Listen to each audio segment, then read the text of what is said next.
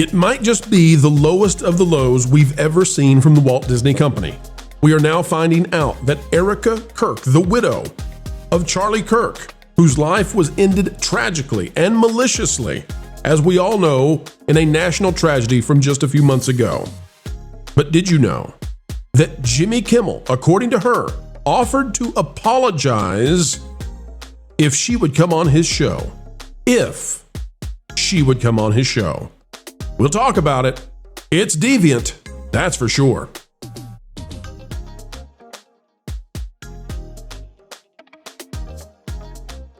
Hello, ladies and gentlemen. It is a breaking news kind of day. We wish we had happier stuff to send your way, but Jimmy Kimmel, me oh my, I mean, you talk about just dastardly with a D, ladies and gentlemen.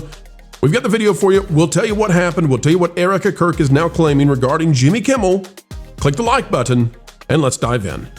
Folks, this is just breaking today, and it is a huge deal. And unfortunately, Disney's going to have to deal with something that is as low as I think I have ever in my life seen. This is coming to us from the New York Post. It is from Patrick Riley. Erika Kirk reveals Jimmy Kimmel reached out to apologize and shares her powerful response. Let's just say the details of the apology are really going to matter, and the New York Post is being exceedingly kind to Jimmy Kimmel. I wasn't as kind in my headline. Charlie Kirk's widow, Erika Kirk, said she doesn't want an apology from late-night TV host Jimmy Kimmel for his incendiary remarks about the assassination of her husband that got him booted from the air.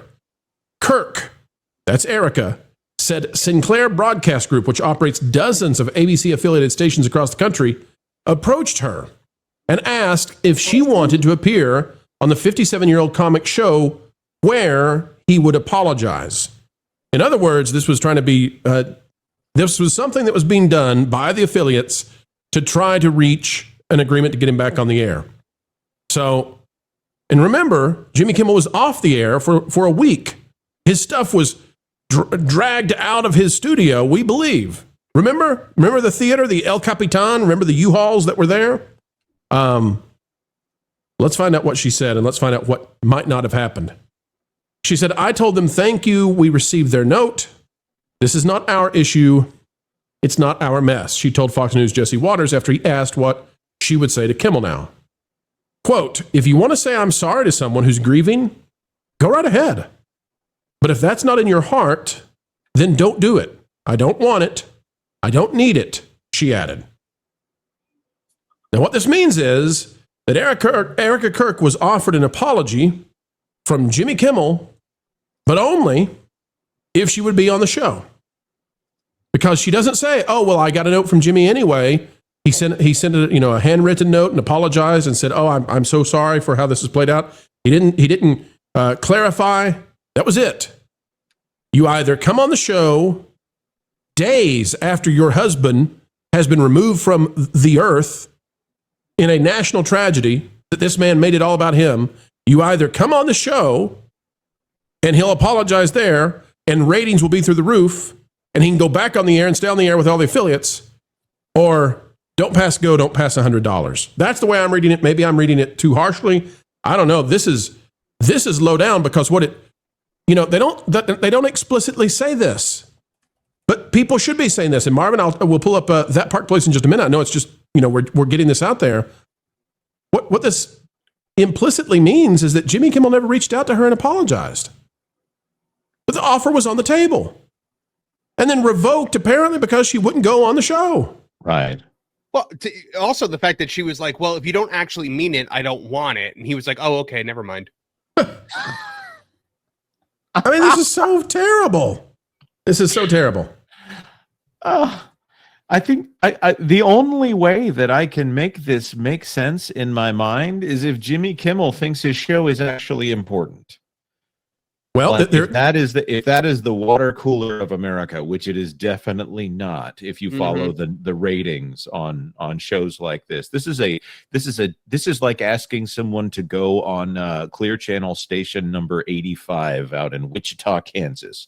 Well, I no offense to Wichita, Kansas, but why would he think that was the platform to offer an apology?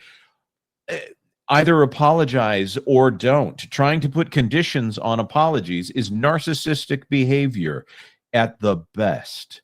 Now, And Jonas, did he apologize to her? Because I don't recall him apologizing directly to her when he came back on the air. I recall that he didn't apologize to anybody. He basically said that he was sorry that things had played out the way they had, and he didn't even do that. He did not say the word sorry. What did he say, guys? What was his return?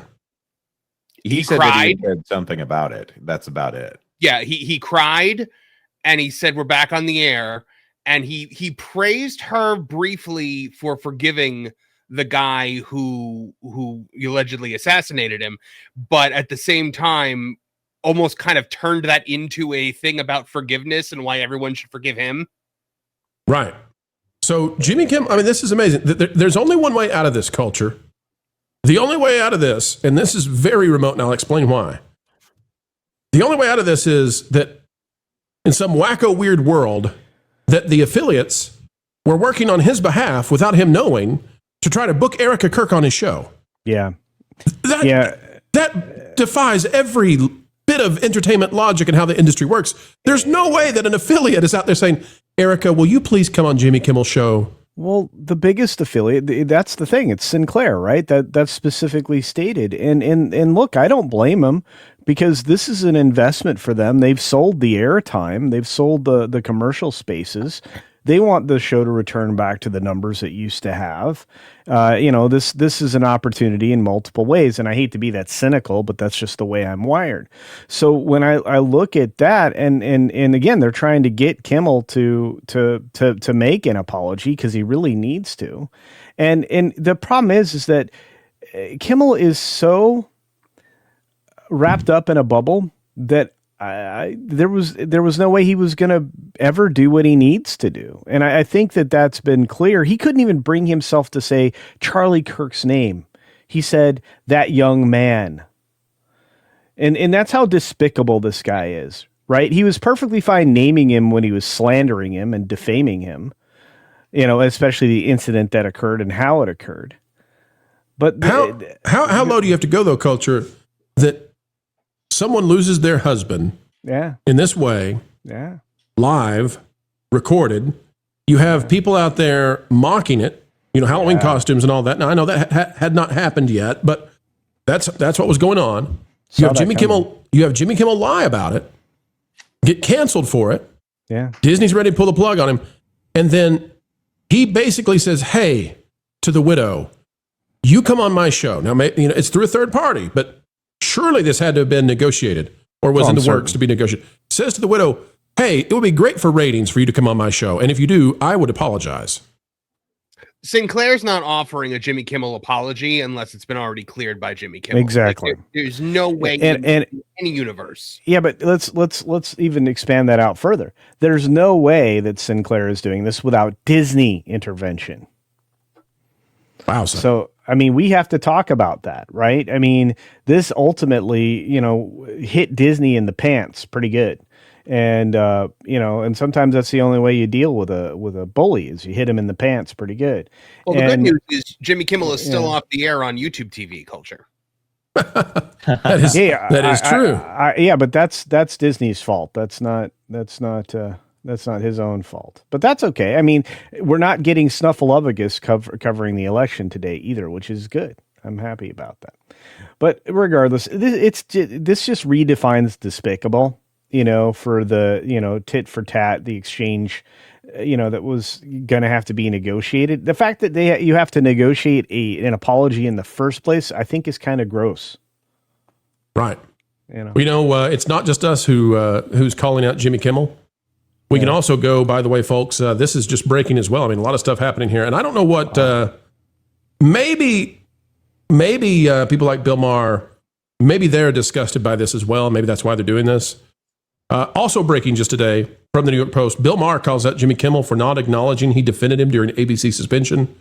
Thanked everyone but me, Richard Polina, on this. That's right. So Bill Maher appears to have thanked everybody who agrees with him politically, but because Bill Maher moved to the middle, Jimmy Kimmel just forgot to mention him. Forgot. Why? Yeah. What What a dirtbag, guys. I think this is the lowest thing I've ever heard of Disney doing.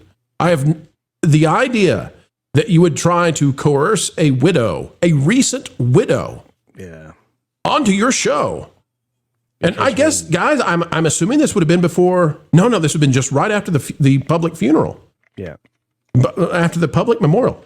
Tried to coerce her off that stage and onto the Jimmy Kimmel show for an apology. Ron, is this the worst? Have we finally hit the bottom where Disney can go no lower? It's the lack of sincerity that's just absolutely repulsive, disgusting, all the words that you can think of to use for Jimmy Kimmel, who just seems to prove over and over and over again that he is just kind of the worst of the worst. It's when Thor approaches Hela when she's on the throne, and she's like, "I'd like to let you be the queen, but you're just the worst." And that's where Jimmy Kimmel is. He had no sincere desire to offer any legitimate apology for what he said, because he doesn't feel that way. And it's fairly obvious night after night after night in his monologues. And to try and use the idea that an apology would occur just to lure her to the show, and even worse than that, who knows what would have happened had she agreed to it. It could have easily been even worse than not sincere. It could have been a bait and switch. Get her on the show and then attack her. Of course, and that's exactly what I suspect he would have done, because he's that kind of scumbag. But, I think you're spot on something, Ron. And look, I'm proud of her for not, taking that opportunity. But, because he's there to do nothing but obviously defame Charlie Kirk. He'd already done it at least once at that point. So I'm telling you right now, people who have empathy and sympathy for the events going on in Kimmel's life can't expect the same thing in return. And that's the thing, is this is a man who's going through something, and he should engage in some self-reflection, and perhaps people would think more highly of him. But he's given nobody any reason to. And by the way, Marvin, you wrote a brilliant article. Thank you.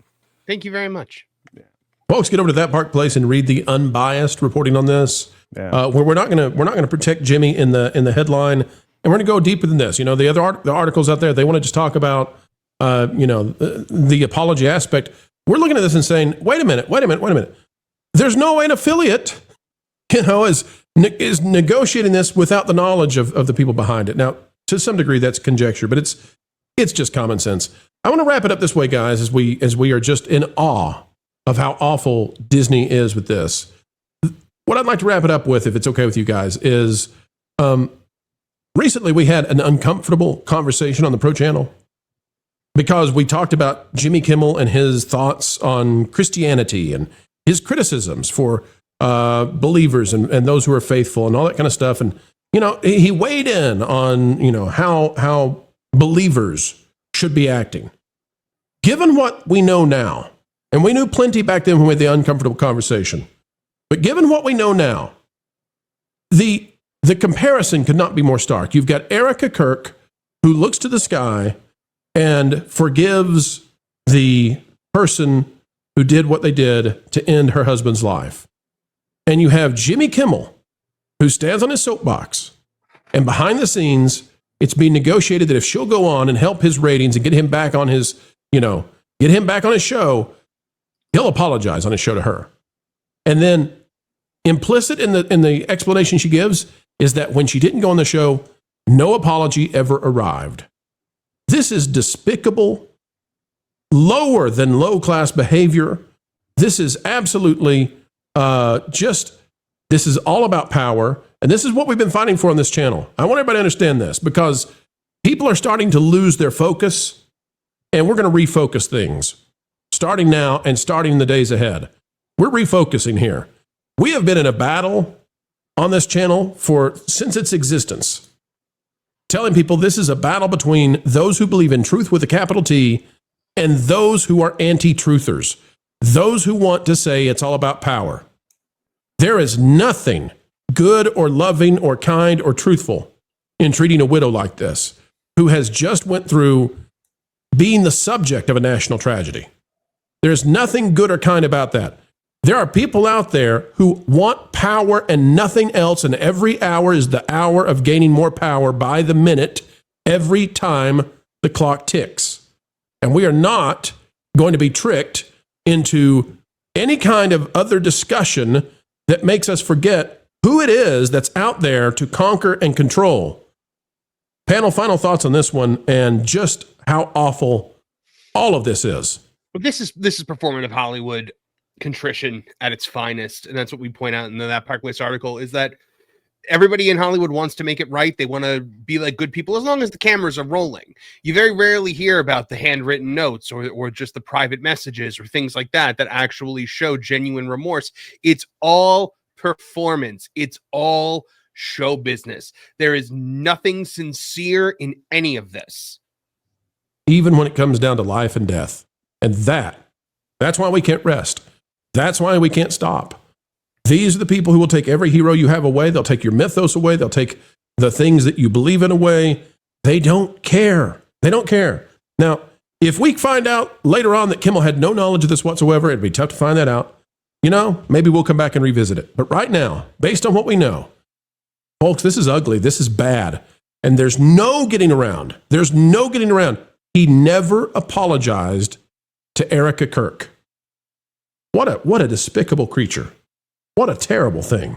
As ever, folks, we endeavor to have a good time here on the Pro Channel, and I have to say that spending time with you, talking about things that truly matter, like the stories that shape our lives and our culture, well, it is the ride of a lifetime to steal from Bob Iger. And that's the only thing we'll steal from Bob because he has great security around his yacht. Folks, as we get ready to say goodbye, consider clicking the like button, share, subscribe, click it, and stick it to the algorithms. It is the notification bell. Drop a comment right on down below. Let us know your thoughts. We would love to hear from you. And folks, worry not, for more content is still on the way. 3 or 4 times a day. Let's do 4. I think that's better. And you know what? Don't forget that the Pro Show is live Tuesdays and Thursdays at noon Eastern. You can also join us for our friends on That Park Place, our partner program. We have a good time there too. Folks, until the next time we get the opportunity to have a good time with you, keep learning, keep growing, and as ever, keep having fun. Jump into the water. Why listen to music made by people and companies who really don't like you? Check out Vacation Radio today and prepare for all new content made by the people behind the WDW Pro Channel. It's the place you need for all the music. That should be fun. So I give them cannonball. Yeah. Hundreds of songs, every genre you can imagine. Listen live on YouTube and enjoy a set list that's always sunny. It's Vacation Radio.